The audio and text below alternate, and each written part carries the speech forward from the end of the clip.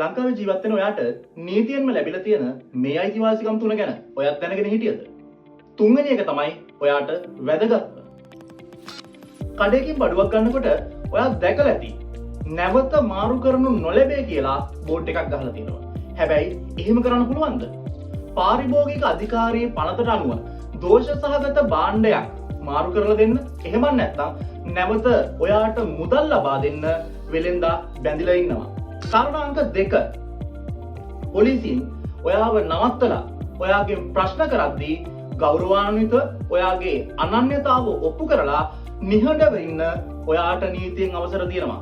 ඒ වගේම කාන්තාවක් පරීක්ෂා කිරීමට අවසර තියෙන්නේ කාන්තා පොලිස් නිලධාරිනියකට විතරයි. කාරණා අංක 3. මේක තමයි වැදගත්ම. ඔයාට පොලිසියෙන් දඩකොලයක් දෙනවා. දින 14ක් ඇතුළත ගෙවන්න කියලා. හැබැයි දින 14කින් පස්සේ මොකද වෙන්නේ? දින 14 ඉඳලා තවත් දින 14ක් ඔයාට දඩය ගෙවන්න අවසර තියෙනවා. හැබැයි මතක තියාගන්න ඊළඟ දින 14ේදී දඩය දෙගුණයක් වෙනවා කියලා. ඒ කියන්නේ දින 28කින් පස්සේ තමයි පොලිසියට අවසර ලැබෙන්නේ ඔයාව මහේස්ත්‍රාත් අධිකරණයට ඉදිරිපත් කරන්න. මේ වගේ එදිනදා ජීවිතයට වැදගත් වෙන නීති කරුණු දැනගන්න අපිව ෆලෝ කරන්න.